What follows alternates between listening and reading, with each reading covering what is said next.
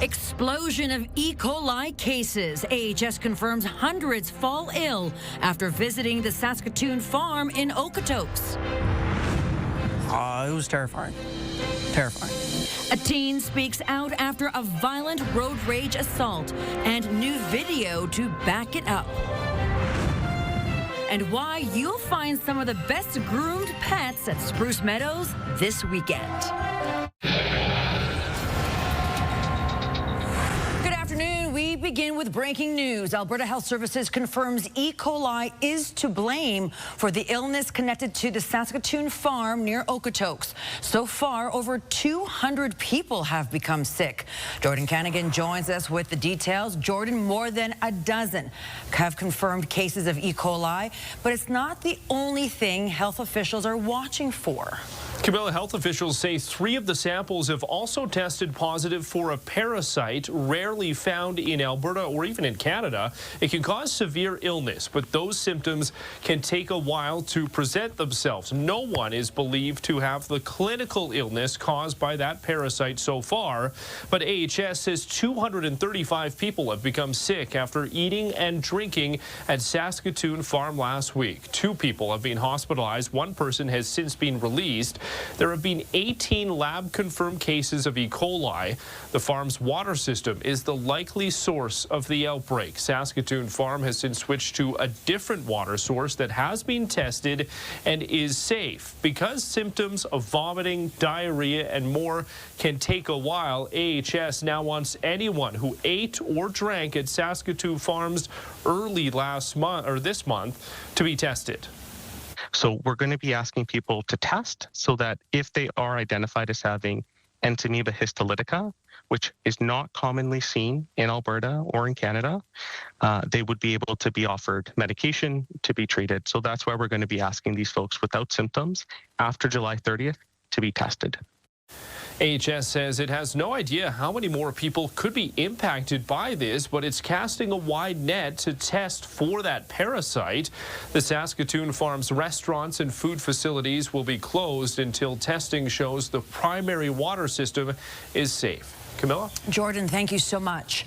And shuttle buses have been brought in after a C train was shut down in the northeast. Police say there was a collision between a person and a C train near the Rundle Horn LRT station. Fortunately, their injuries are non-life-threatening, but service has been shut down in both directions. Buses have been brought in to shuttle riders between the Marlborough and Whitehorn stations for the investigation. An 83-year-old woman has died after she was hit by a vehicle. It happened Sunday afternoon at 31st Street and 17th Avenue Southeast. Police say a pickup truck had a green light and was turning right onto 17th Avenue and hit the woman crossing 31st. Police say speed and alcohol are not factors, but asking anyone with information or dash cam footage to contact them. An 18-year-old Calgary man and his family are pleading for answers tonight after he was violently attacked during a road rage incident earlier this month in the northeast community of Marlborough Park. Mark Villani is live from 4th Avenue Northeast where the assault took place. Mark, you spoke with the family. How are they coping as police continue their search for 2 suspects? Well, Camilla, the family says they're still shaken by all of this, deeply frustrated. This incident unfolded just steps away from where I'm standing here on 4th Avenue Northeast. On one side of the street, you have an elementary school. On the other side, a daycare. It's a relatively quiet neighborhood. Now, in our interview, we agreed with this family not to identify the victim or the parents over safety concerns, given the fact that these 2 men are still at large. You'll see why there's safety concerns in this surveillance video that we obtained here at CTV News. Now, in the video, you can see a white pickup truck pull close behind an SUV. The 18-year-old says he was practicing parallel parking with his mother at the time for an upcoming road test for his license. When the driver of the truck came up too close, the 18-year-old says he flipped him off. Moments later, that same truck returns and parks on the wrong side of the road. Now, 2 men jump out, banging on the windows of both sides of the car. They get the 18-year-old out of his vehicle, and they begin beating him. The victim says he believes he was struck several times with a crowbar and then kicked while on the ground before both men run away to their truck and drive from the scene.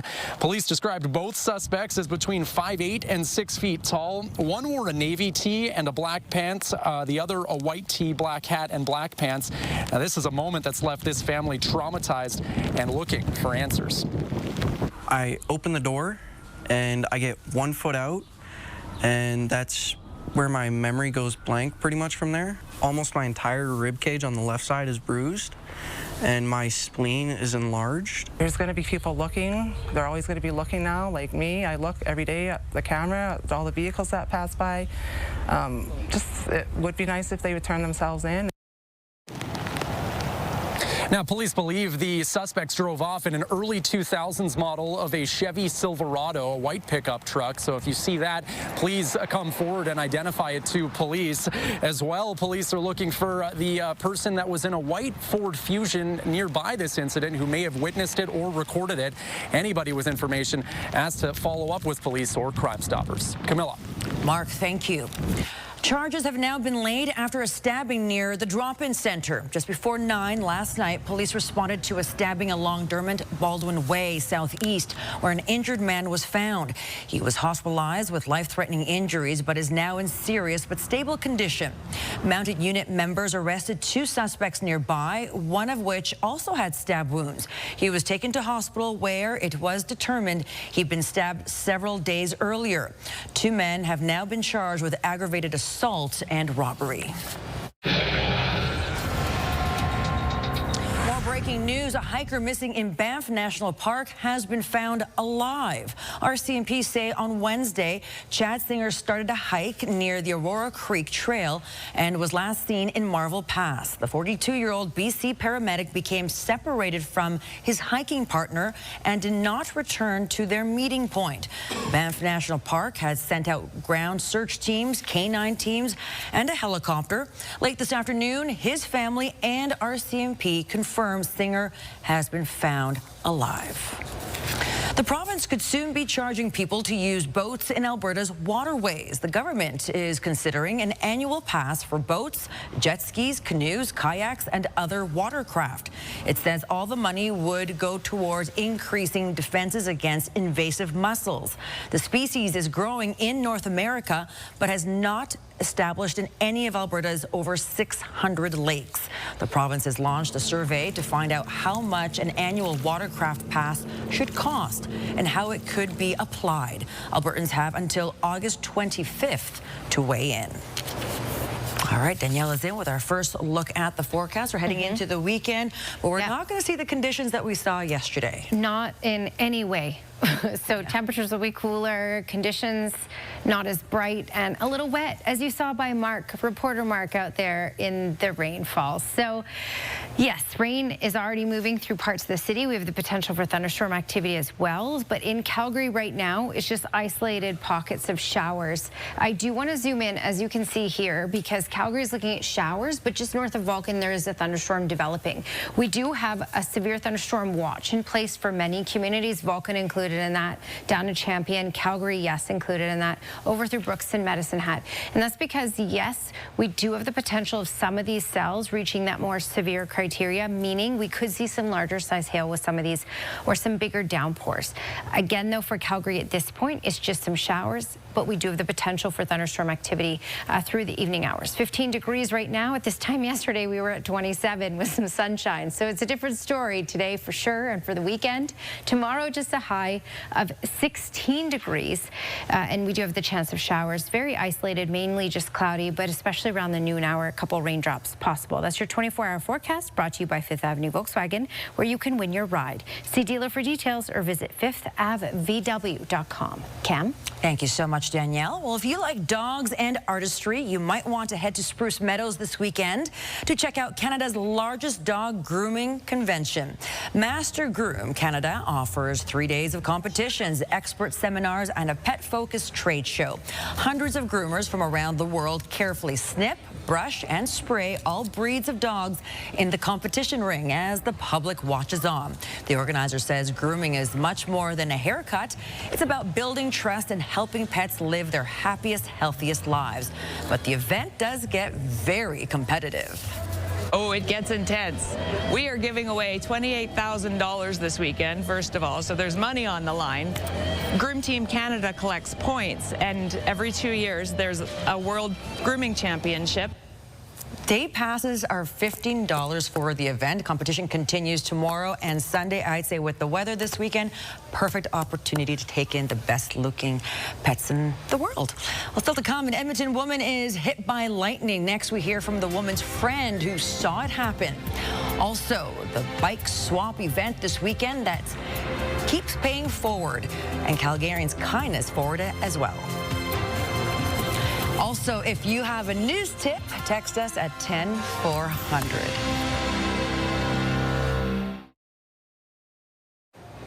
An Edmonton woman was struck by lightning during a severe thunderstorm on Thursday.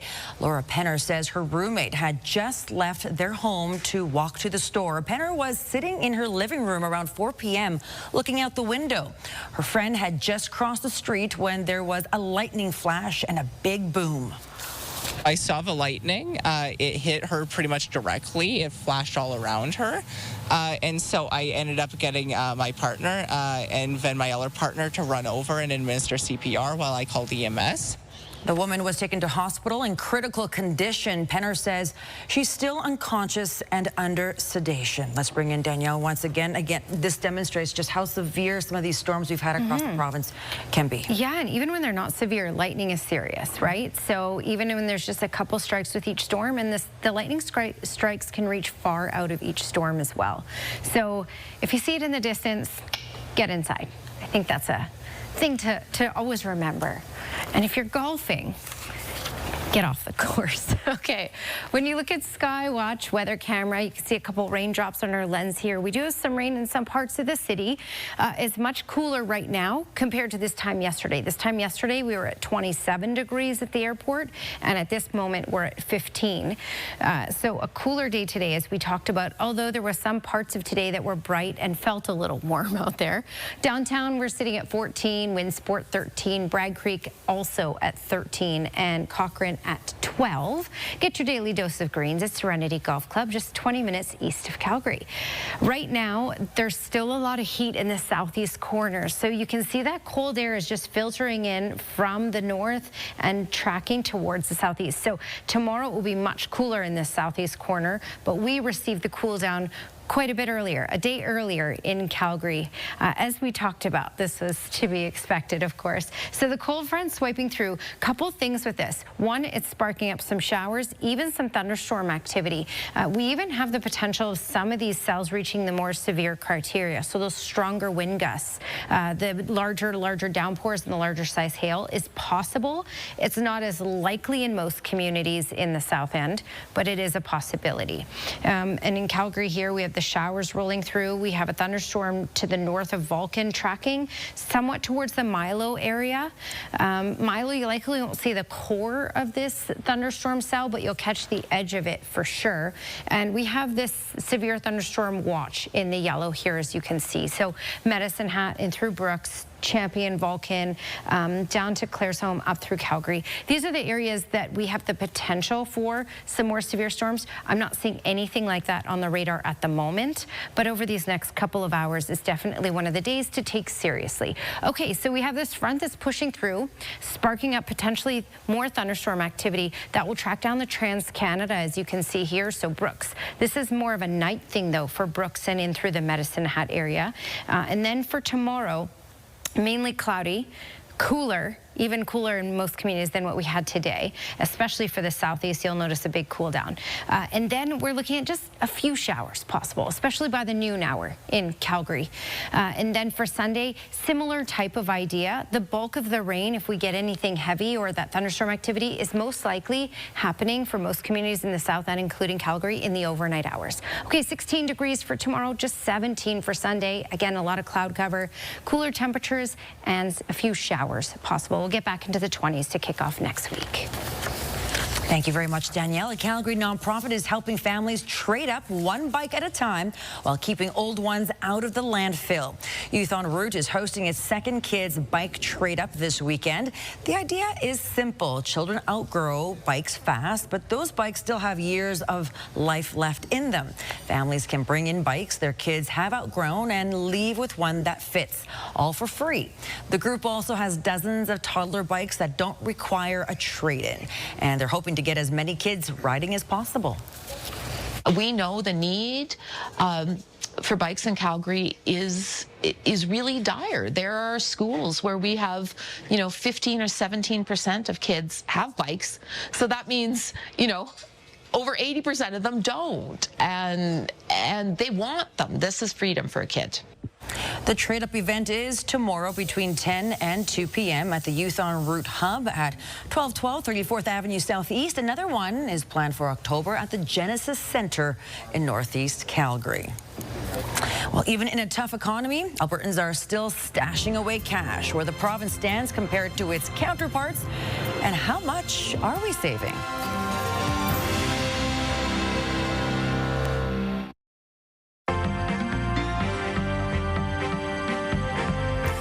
Earnings this week helped boost North American markets. Joining me is Dave Popowich, Portfolio Manager with the Popowich-Karmali Advisory Group. Dave, overall, a happy Friday indeed for many investors.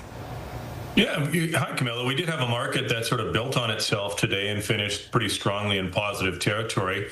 And if you look at the week, North American markets did pretty well. We'll call it up between 0.7 and 1.5%, depending on which index you're looking at. So overall, given a lot of the uncertainty, it's pretty good. Now, you did mention earnings. That was a big part of it. We've had over 170 of the S&P 500 companies report, and those that are reporting earnings beats to the tune of better than 80%. So that's been very helpful. Of course, the Japan trade deal, getting some clarity around that, helped markets, and there is some optimism that we could see as even early as this weekend, some form of deal announced, trade deal between the United States and Europe. So lots happening this week. Investors will have a lot to digest, though, Dave, next week. So what key things should we be looking out for? Yeah, it will be a consequential week next week. Let's just start with trade. So remember, August the 1st, that hits next Friday, and that's a date at which, if trade deals aren't in place, the U.S. has said they could just unilaterally apply tariffs, and Canada is caught up in that. President Trump saying it doesn't look like we're going to be able to get a deal done with Canada by that date. He said that today, so we'll have to wait and see. That'll be consequential. You got a Bank of Canada and a U.S. Fed rate decision. Neither of the banks are expected to cut interest rates, but the communication from those respective banks will be important. And then we've got some more earnings coming in. You got some of the big heavyweights. Let's just see. Amazon, Apple, Meta, and Microsoft all reporting next week, and the market will have an expectation that those earnings are growing to support the current valuations. All right, Dave, thank you so much. Have a great weekend. Bye, Camilla. You too.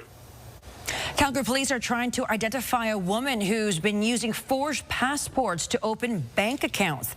This is the woman police are looking for. She's accused of using a forged passport and stolen identities to open an account. It happened twice at the Service Credit Union in the Northeast. In both instances, employees realized the documents were fraudulent and did not complete the applications. A recent report has found Albertans top the country for banking cash for the future. The Desjardins report reveals the average Albertan saved nearly 9% of their disposable income in 2023, the highest in Canada and well above the national average of under 4%. Two factors are credited here. Albertans had the most cash on average to spend per household, around $110,000, and affordability in the province was among the best in Canada. Housing in Alberta is deeply affordable compared to the rest of the country. Obviously, it's become less affordable in recent years, but still much more affordable than other parts of the country, and particularly the big provinces of Ontario and BC. Desjardins is predicting those saving rates to continue, especially as Alberta households are amongst the youngest in the country, and that demographic is known to save more than older age groups.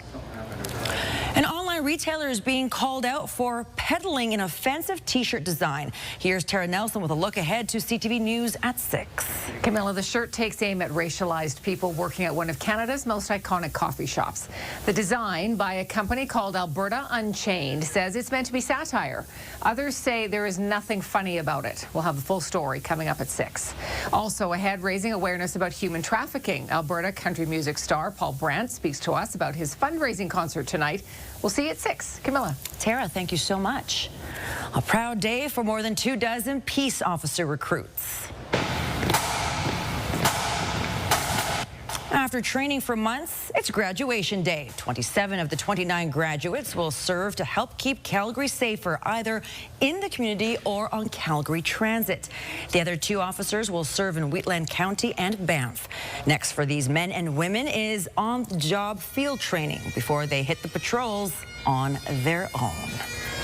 All right, lots of cloud out there, even some rain, light rain right now across the city, 15 degrees. Danielle has more details as we head into the weekend.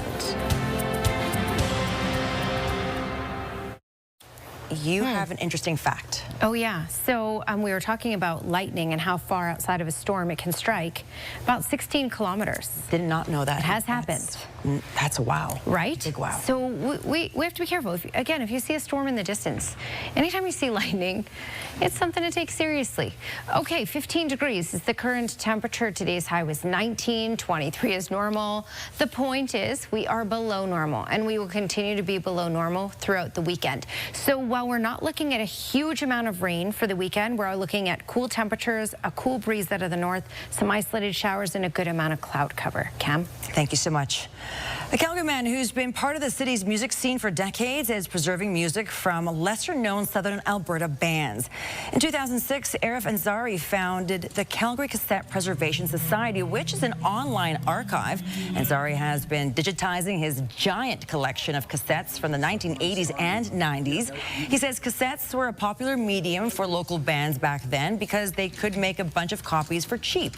The quality wasn't great, though, and many of them have been lost over time. So far, he's transferred more than 2,600 cassettes into the archives.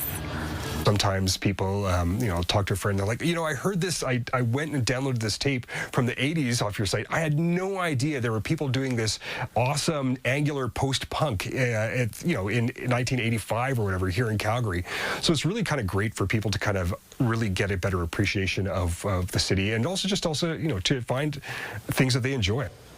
Ansari now has close to 500 albums and 800 CDs from local bands that he is adding to the archives. What a fantastic thing to do, and great music from the back old days. All right, thanks for joining us. Now here's the early edition of the CTV National News.